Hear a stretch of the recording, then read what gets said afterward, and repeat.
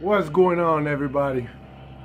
Man, I was reading an article um, that blew my mind, right? And I knew those corporations had a lot of cash on hand, but I didn't know how much cash. And I can tell you guys, I don't know, some of you guys may know, but I don't know why we call those companies corporation. They're mega corporation. They're richer than some of the nations in Africa combined. You know, you can take the lowest GDP top 10 combined. Those corporations are richer than those countries. And, you know, some of the CEOs get invited, but that's nothing new. I mean, they get invited in events that presidents, and I think that's the future. I mean, I think corporation has slowly taken over the power away from presidential power. Literally, they have so much cash, so much money available. They influence rules, and and I'll give you. I'll put I think I'll put the link somewhere below on YouTube, but of the article. But I mean, Facebook has around $80 billion in cash. Microsoft has around 130 billion. Google has around 160 billion dollar in cash.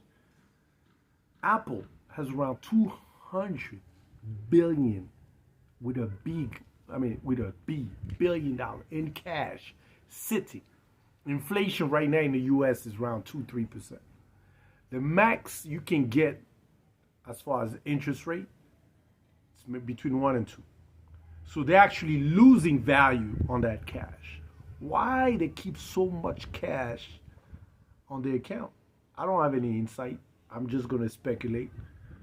But the bottom line is, you either reinvest in new technology, but some of them are just not. They're just they're running out of ideas, maybe.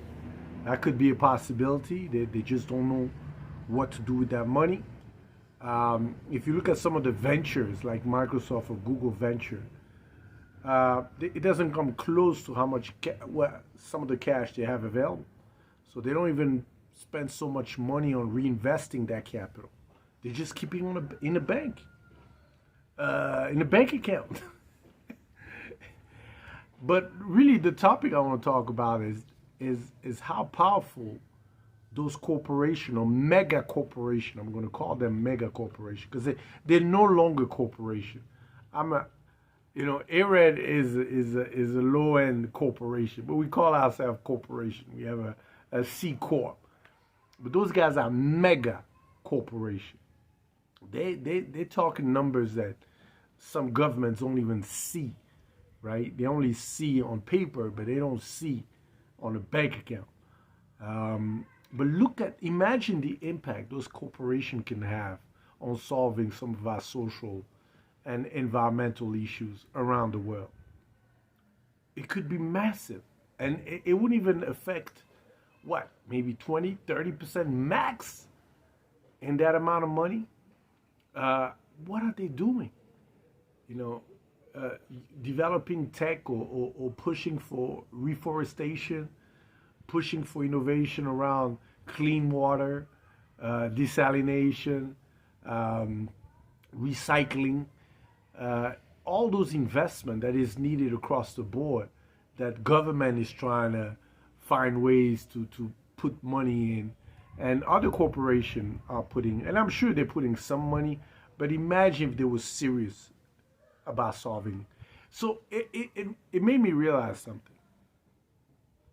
The issue that we have today, this global warming issue, and all that is linked to it, from plastic to the poverty issues, problem of water, degradation of lands across the world, right? All those issues can be solved. It's not a lack of capital. It's definitely not a lack of capital or resources. Resource of that capital is available. It's really a matter of will. It's just that simple. Human beings just don't want to solve that problem.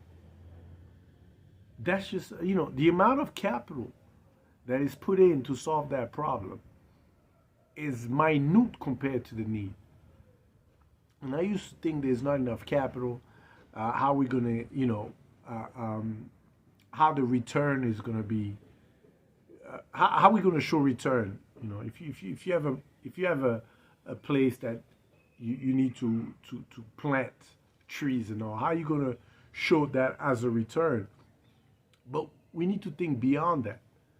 It's not about, always about the return of capital. Look at what the impact has, global warming. Look at all those hurricanes and all those drastic rain fires that is causing, how much money it impacts in society. If we're able to solve those problems, that's money we save. It's not just necessarily a return of the investment.